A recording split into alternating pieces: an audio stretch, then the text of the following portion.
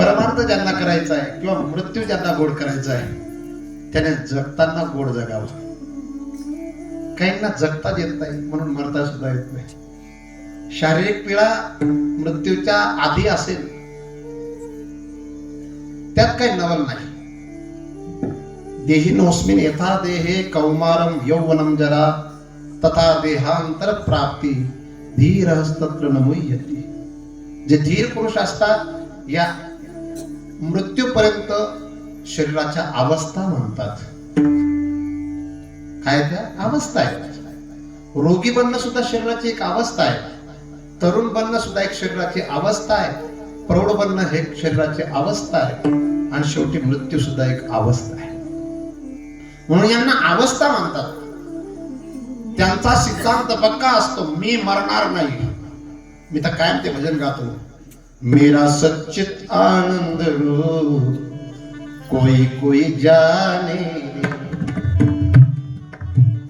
मेरा सच्चित आनंद रो कोई कोई जाने, कोई कोई जाने रे, कोई कोई जाने रे, कोई कोई जाने रे, कोई कोई जाने रे, मेरा सच्चित आनंद कोई कोई जाने.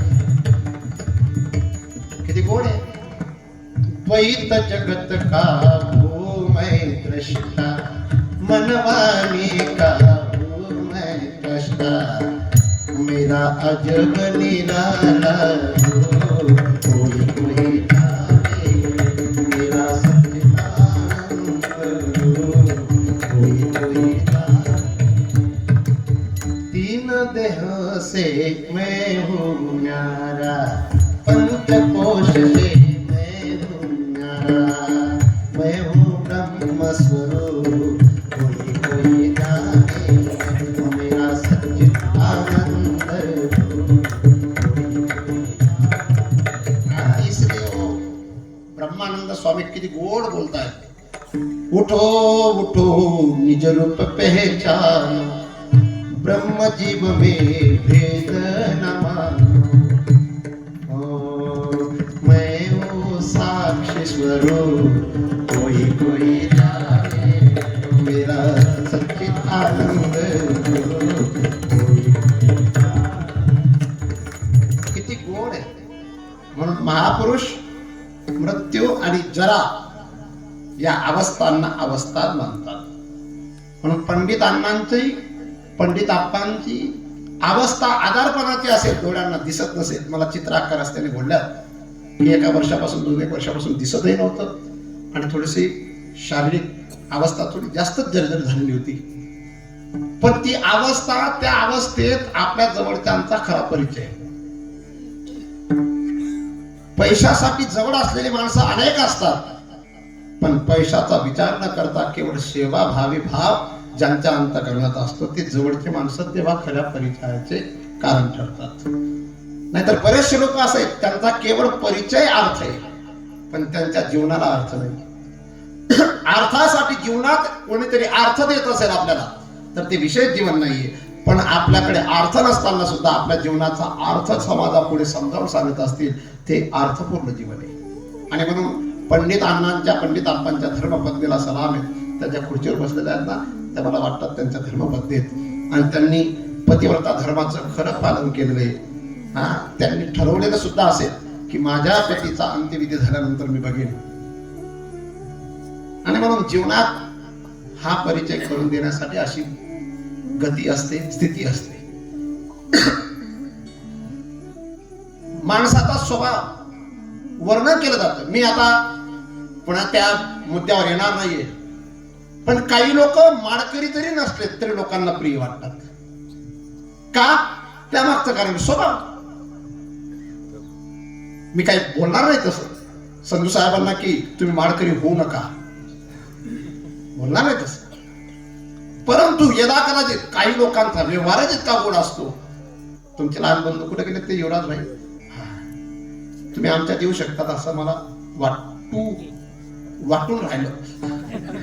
हा कुठला शब्द आहे? नाशिक जिल्ह्यातला शब्द आहे. वाटून राहिलं, पण वाटत नाही तसं. चौथा,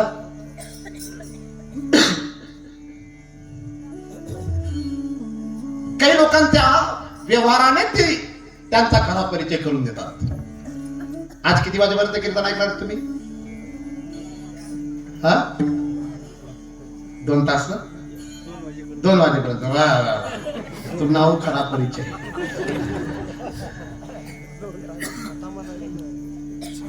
परिचय धर्मे तत्परता, मुखे मधुरता, दाने समुत्साहिता, मित्रे वंचकता, गुरु विनयता, चित्ती गंभीरता, आचारे सुचिता,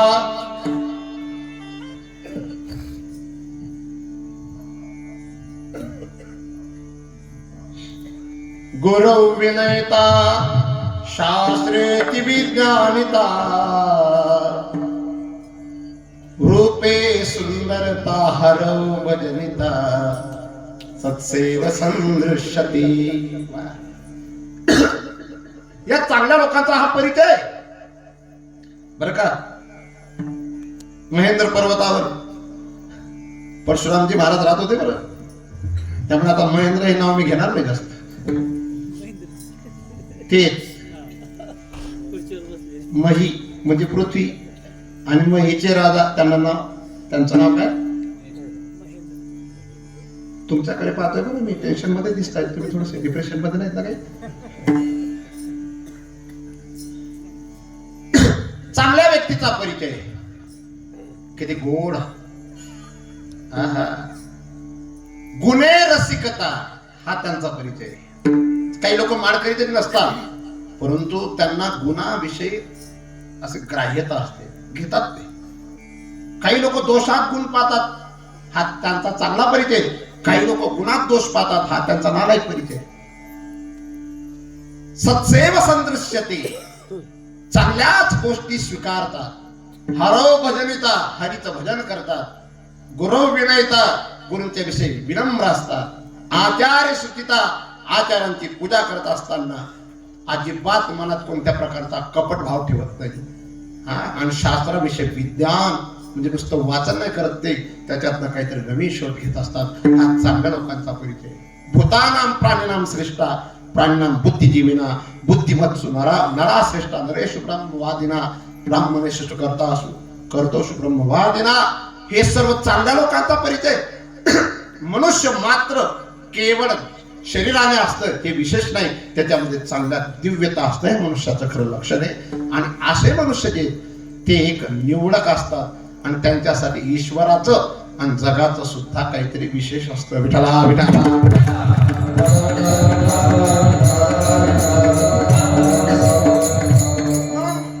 पंडितांनी गावासाठी काय केलं, घरासाठी काय केलं, हा परिचय मला देण्याची गरज नाही.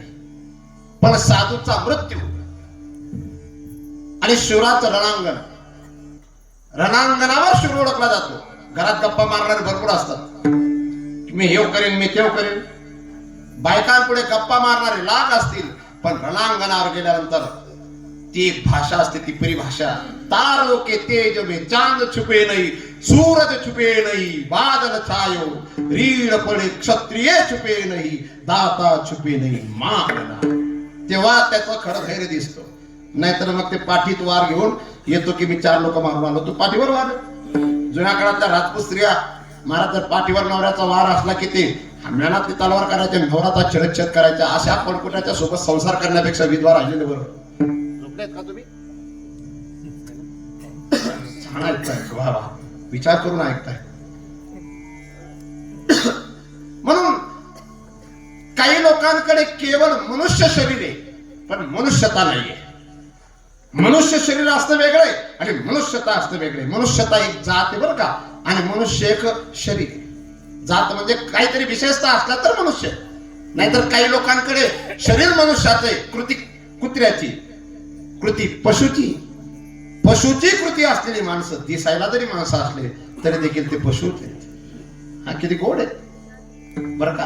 आसूर, सूर, मनुष्य, त्यात मध्यम मनुष्य, त्यात कनिष्ठ मनुष्य आणि त्यात विशेष उच्च कोटीचा मनुष्य. काही लोकांचा परिचय मरणानंतर लोक सांगतात, काही लोकांचा परिचय जिवंत असताना लोक सांगतात, काही लोकांचा परिचय 20 वर्षानंतर लोक सांगतात. ज्यांचा 20 वर्षानंतर चांगला परिचय दिला जात असेल ते जगत असताना चांगलं जगलेत.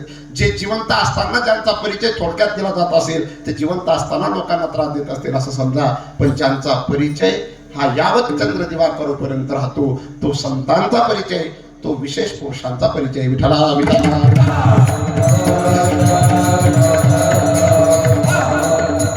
आपला चांगला परिचय टाकून मरावा.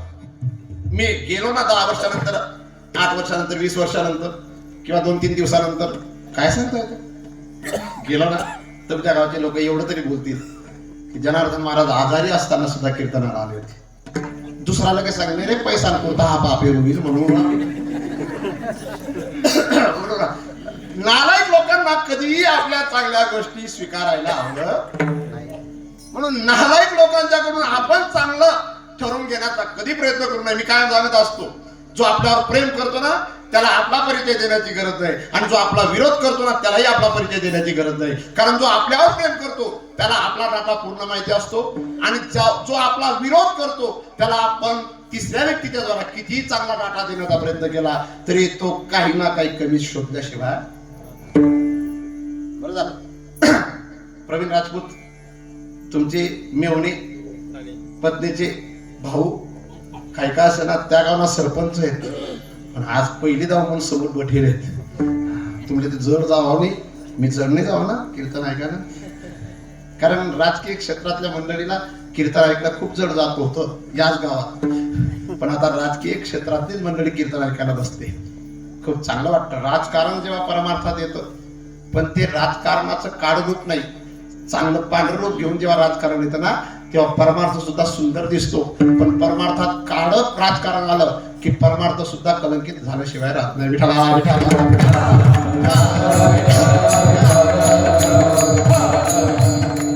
माझा विषय तर चांगलं जीवन जगावं. पंडितांनी गावासाठी, घरासाठी, परिवारासाठी काय केलं याच्यापेक्षा त्यांचा मृत्यू उत्तरायणामध्ये झाला. मी 3 दिवसापूर्वी असं भागवतामध्ये, बरं का भागवतामध्ये असा सुंदर विषय आलेला आहे.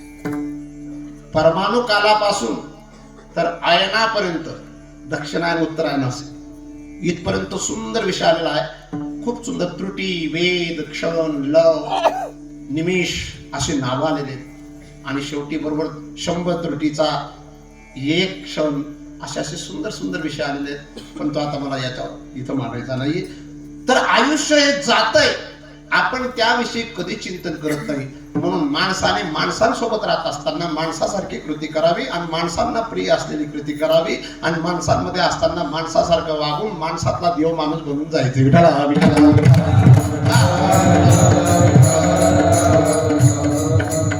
1 महिन्यापूर्वी आपल्याच गावात ती दुर्घटना झाली, पण त्या माणसाने कमीत कमी 10,000 लोक गोळा करून घेतले होते.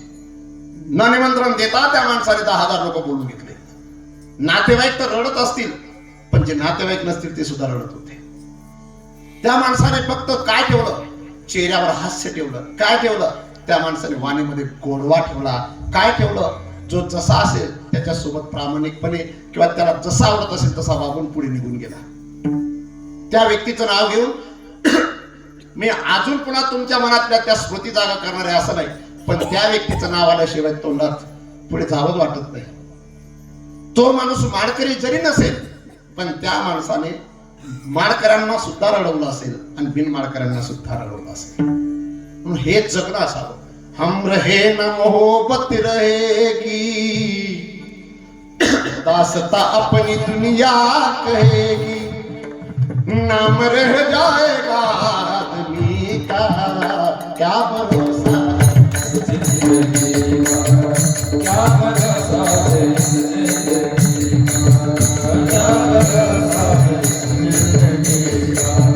क्या भरोसा है जिंदगी का, साथ देती नहीं, साथ देती नहीं, साथ देती नहीं जो किसी का, क्या भरोसा है जिंदगी का, क्या भरोसा है जिंदगी का.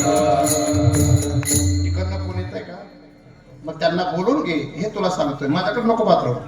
हा ये पुरी इकडे ये या असं या वा.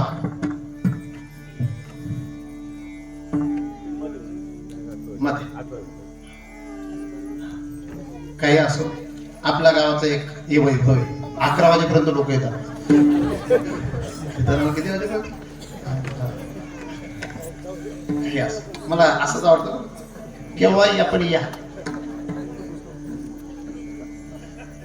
पण आज जो अभंग मी घेतलाय तो अभंग वेगळी दिशा दर्शवणारा अभंग आहे. संजू भाऊ मी आता थांबलो तरी चालेल का पुढे चालू चालू.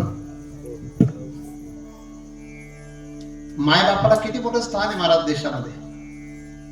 जो मायबापाची सेवा करतो तो झोपडीत राहणारा का असेल त्याला देवासारखं मानतात. आणि बंगल्यात जरी राहत असेल 2-4 कोटीचा बंगला जरी बनवून घेतला असेल पण मायबापाला स्थान नसेल ना तर लोक म्हणतात त्याच्या घरी काय जायचं, तो मायबापाची पूजा सुद्धा करत नाही, त्याच्यापेक्षा ते गरीब माणूस चांगलं. सकळ तीर्थाची दुरे जी एका माता पितरे तया सेवेशी कीर शर्वे लोण की जे ज्ञानोबाराय सांगतात. मायबाप हे किती श्रेष्ठ आहेत. मायबाप केवळ काशी तीन न जावे तीर्थाशी कुंडलिके काय केले परब्रह्म उभे केले. एवढं मायबापाचं वर्णन केलंय. मातरम पितरम चैव साक्षात प्रत्यक्ष देवता. माता पिता साक्षात देव आहेत. इतकं आम्ही तोंड भरून कीर्तनकार सांगतो. काय काय कीर्तनकार तर किती गोड गोड गाणे गातात. अख्खं ते महाराष्ट्रात प्रसिद्ध गाणं आई माझी मायेचा सागर दिला तेने मोठा मला बंगला. तू टेन्शन मध्ये नाही बा, तू टेन्शन घेऊच नको. तडपत्या उन्हात राहिली समाजासाठी तू कष्टाला. लागते शरीराला इकडे आपण इकडे. तुझं नाव काय बेटा? खुशाल. खुशाल खुर्चीवर बस, काय टेन्शन नको घेऊ. मायबाप चांगले असतात का वाईट असतात? चांगले असतात. लग्न होईपर्यंत ना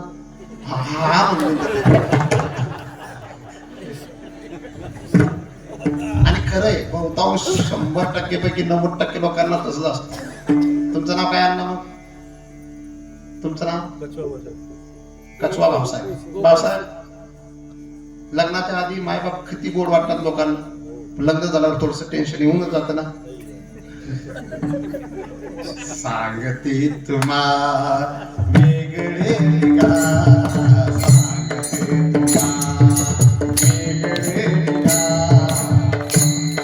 तुम्हा वेगळे का, सांगते तुम्हा वेगळे का, सांगते तुम्हा वेगळे का, सांगते तुम्हा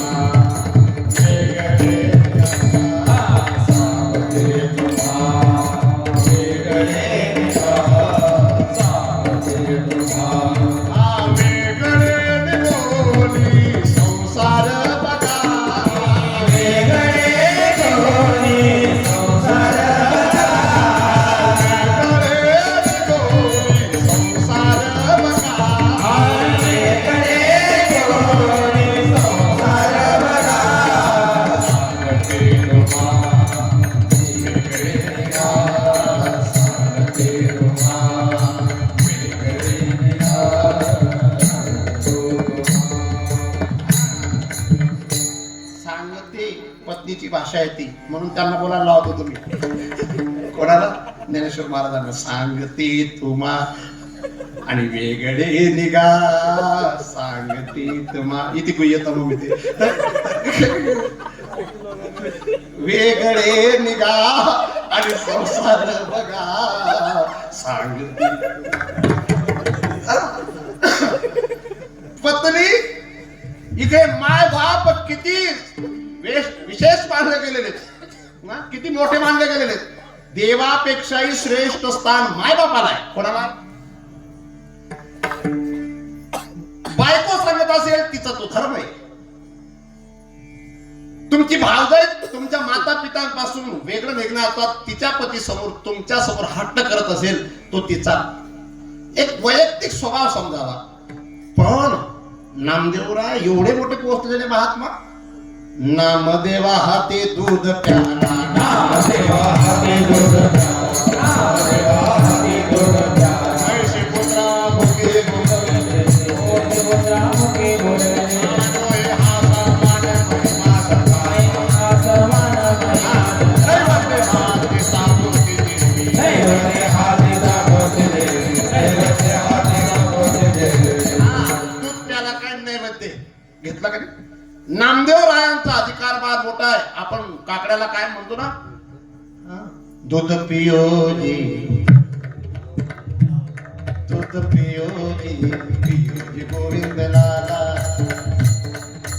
काला बछड़ा कपिला दूध दुहावत लाला, दूध पियोजी, पियोजी गोविंद लाला, दूध गोविंद लाला. हा सोने का गड़वा दूधने बड़ी उसकी उड़ाए लागे दरी, दूध पियोजी, पियोजी गोविंद लाला, दूध पियोजी गोविंद लाला. हा प्रभु के मूरत दूध ना पीवत, सिर भारत नामा दूध पियोजी, पियोजी गोविंद लाला, पियोजी गोविंद लाला. ये बात सांगा, ऐसा भगत मैं कबू नहीं पाया, नामदेवले दूध पिलाया. पण असे नामदेवराय जे ज्ञानोबारायांचे अत्यंत जवळचे, असे नामदेवराय ज्यांचं काम भगवान पांडुरंग परमात्मा करतात, इतके दिव्य नामदेवराय. पण नामदेवराय असं का सांगतायत पहिल्या चरणात, हे माय बापा तो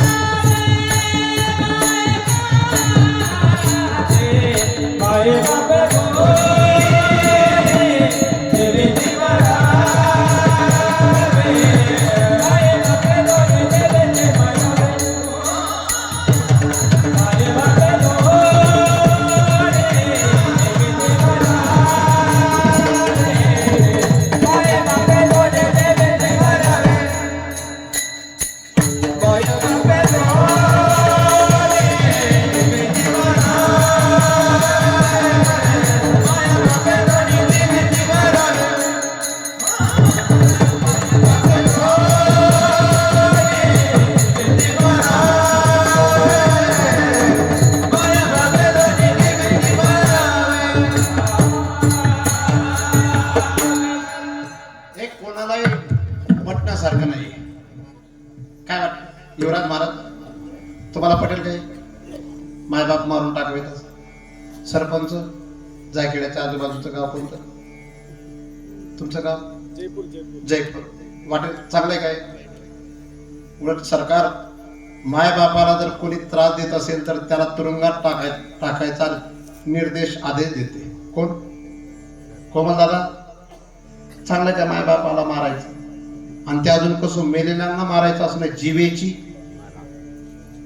आणि अजून दुसरं का, जी हिंदू धर्माच्या व्यतिरिक्त असेल ती परंपरा चालेल, पण चरण धरावे पाय काटे.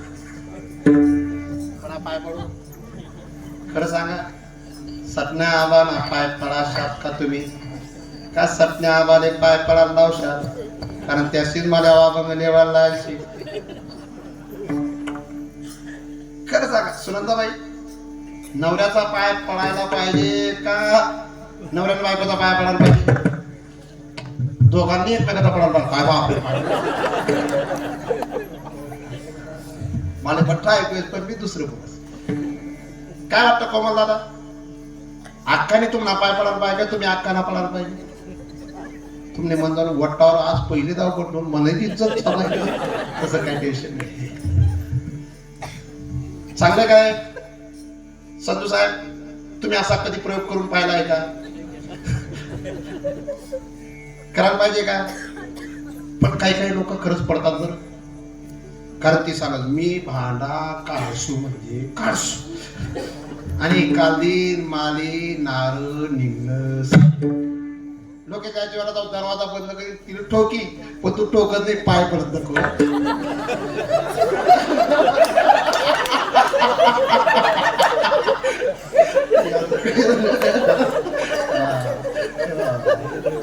हसण्याचा विषय नाही हा विषय बरेचसे लोक हारून गेलेत महाराज एवढा का पेरला असे ना खरंय का नाही हा म्हणून रद्द का तुम्ही कठीण आहे अरे सोपं नाही येते 3 हट्ट सांगितलेत राज हट्ट बाल हट्ट आणि तिसरा स्त्री हट्ट हे 3 हट्ट भयानक आहेत तुम्हाला मी पहिल्यांदा प्रवीण नानाच्या घरी बसलो होतो आपण बरोबर आठवता आता तुम्ही दोघं होते तुमचे गृहमंत्री दिसत आहेत मला कुठं बसलेत ते हा तिथं दड पिंपरी तिथं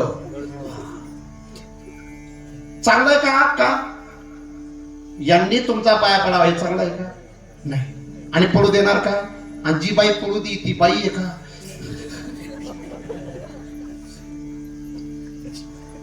सेना महाराज तुमचं काय मत यावर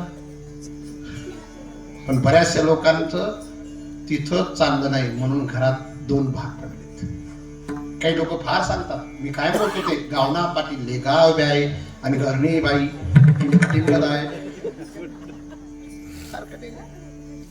लोक आहे ना जेवढे बाहेर जास्त दादागिरी करतात ना मी मनगत माणूसच नाही समजी ज्यानं घरनं चालत नाही काय वाटतं लांब पायवाले नाही जपी द्यायला घेते आपला ताण नाही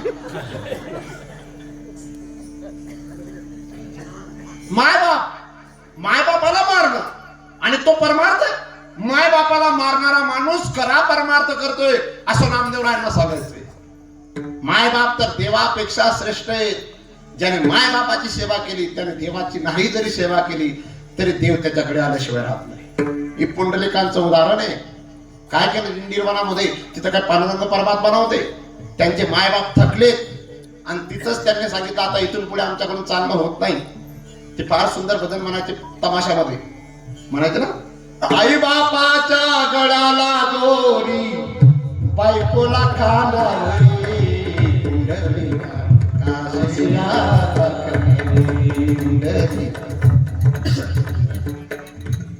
किती गोड भजन गायचे ते लोक तमाशात का असं पण गायचे तिथं ते थकलेत आणि त्यांनी काय झालं कुकुट मुनी कुकुट स्वामी जे त्यांच्या आश्रमात जाऊन गंगा यमुना काळ्या दिसत होत्या जाताना आणि निघताना पांढऱ्या शुभ्र साड्या मुनी दिसल्या तेजस्वी दिसल्या तेव्हा त्यांना काहीतरी कुतूहल वाटलं की काय असेल विषय तेव्हा तिथं गेल्यानंतर ते कुकुट स्वामी आपल्या आईवडिलांची सेवा करत होते कारण या 3 नदींनी सांगितलं होतं की तुझ्यासारखे पापी आमच्यात स्नान करतात म्हणून आम्ही मलिन होतो आणि अशा महापुरुषांच्या दर्शनाने आम्ही सुंदर होतो स्वच्छ होतो आपण ती कथा ऐकलेली मला तो विस्तार करायचा नाही तर माय बापाची सेवा करत असताना पुंडलिकांनी असं महादेवाचं पिंड बाजूला ठेवलं नाही माय बापाची सेवा करत असताना अशी काही नदीच्या जवळ काय कुठे बांधले असंही नाही माय बापाची सेवा करत असताना पुंडलिकांनी काय असं भगवान विष्णूंची मूर्ती सगुण साकार उभी केली असंही काही नाही काही नव्हतं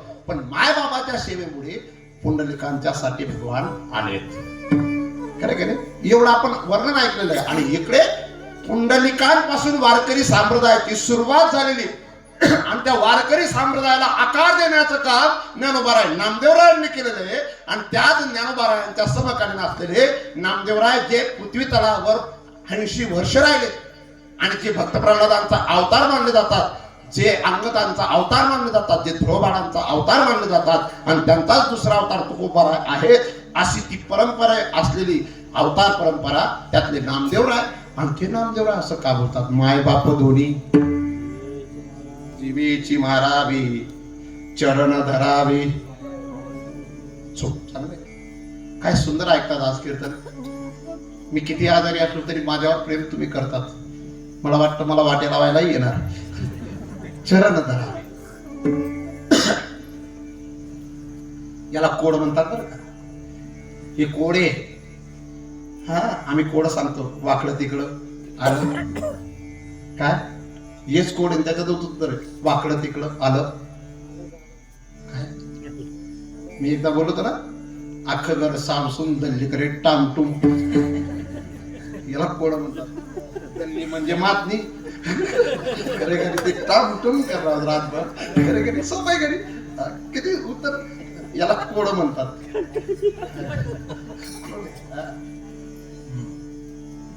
कोड सांग.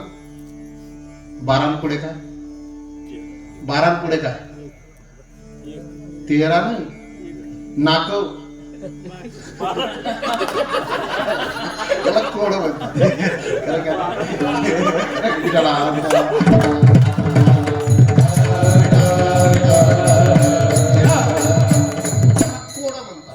तसा हा जो अभंग आहे याच्यात भाव आहेत.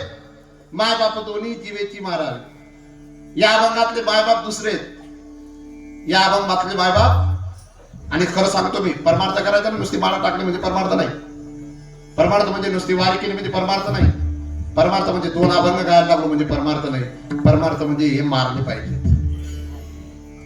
जोपर्यंत अहंकार रूपी बाप जिवंत आहे आणि जोपर्यंत आसक्ती रूपी माय जिवंत आहे, तोपर्यंत खरा परमार्थ कधीच होणार नाही. लोक अहंकारामुळे वायाला गेलेत. कशामुळे वायाला गेलेत? माझं अस्तित्व असावं, मी जे आहे ते असंच असावं, हा एक अहंकार आहे. आणि माझ्या निमित्ताने सर्व काही झालं पाहिजे, हा एक अहंकार आहे. अहंकार जाळतो. अहंकारी माणूस तो बाहेर किती सुंदर दिसत असला पण आतून तो जळत असतो. आणि अहंकार असा आहे, तो केवळ त्यालाच मारतो असं नाही, तो 10-15 लोकांना घेऊन गेल्याशिवाय राहत नाही. दुर्योधनाच्या अहंकाराने 1 कोटी लोक मारलेत. किती? आणि स्वतः समुद्राच्या सरोवराच्या तीरावर तरफडत मेला. रावणाच्या अहंकाराने कुंभकर्णासारखा निष्ठावंत भाऊ मारला. रावणाच्या अहंकाराने इंद्रजितासारखा शूरवीर पुत्र मारला. रावणाच्या अहंकाराने कितीतरी पद्म राक्षस मारले. महाराज, पद्माची संख्या आहे.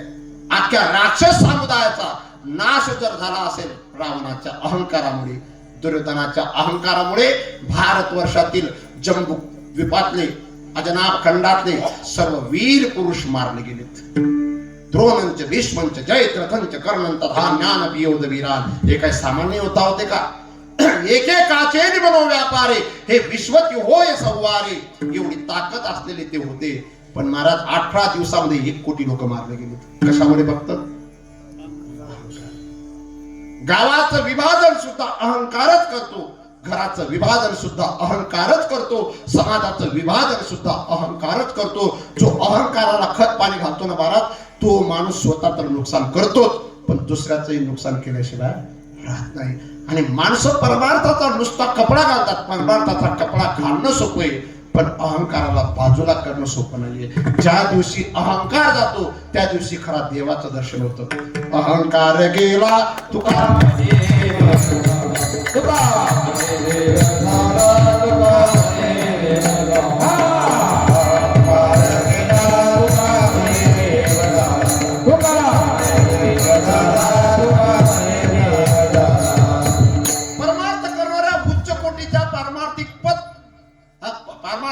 जो आहे महात्मा, त्याची निशाणीच ती बरं का, अखंड अगरवता होणे असती जयांची विनय हेची संपत्ती, जे जय जय मंत्र अर्पिती माझ्या हाताई. अखंड अगरवता होणे बरं का ज्ञानेश्वर महाराज. अखंड. थोडा पैसा आला की माणसाला अहंकार येतो, थोडी विद्या आली की माणसाला अहंकार येतो, थोडं पद आलं की माणसाला अहंकार येतो, थोडस बल असलं की माणसाला अहंकार येतो. देशाच्या पंतप्रधानाकडून शिकण्यासारखी गोष्ट आहे. जरी एवढ्या मोठ्या पदावर असणार पण समाजाच्या समोर बोलत असताना मेरे भाईवर बहिणो शब्द वापरतात. हा? आम्ही ग्रामपंचायत सदस्य बनतो तरी देखील आमचा डोक्यावरचा पदर डोक्यावर राहत नाही.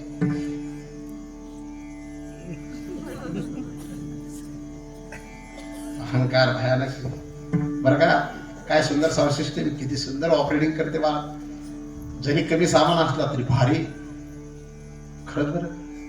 पण 2 दिवसानंतर जनार्दन महाराजांनी माझी स्तुती केली होती. दुसरा कीर्तन कोणाचा बोलतो याला म्हणतात अहंकार. आणि सुनलाल पाटीलने मी एकच मिनिटात संताप मानला. जर सगळ्यात सुन्या भो असं तरी म्हणतो. फक्त अहंकार आमच्या ज्ञानेश्वर महाराजांना येत नाही. कारण त्यांना घेणं माहिती आणि त्यात थोडस देणं माहिती. ते दुकानदार आहेत आणि दुकानदाराला अहंकार येत नाही. पहा तुम्ही दुकानदार खरं सांगा. दुकानदाराची एक भाषा असते, तो दी ते घ्या ना, गाया का होय ना ती घ्या ना. अहंकार नको पाहिजे. ज्याला अहंकार आला ना त्या माणसाच्या पतनाची सुरुवात आणि त्याचं पतन कोणी करत नाही, स्वतःच तो करत असतो. मी लहानपणी खूप गौडणी चांगला म्हणायचो बरं. मी बोड्याला आलो होतो आणि ती गोष्ट बोड्याची कधीची असेल 90ची असेल असं तेव्हा काय असा खास गौडण म्हणायचो. पण आम्हाला भजण्यात जेव्हा अहंकार होता आपला आऊ जटे म्हणी ना तरी तशी जिराईत दिस मला तवय समजलं की भजन ना बिरावस का अहंकार. आज साहेब तुम नाम अभिषेक बरं या कोण बरोबर पुन्हा सगळं काढलं मी त्याला.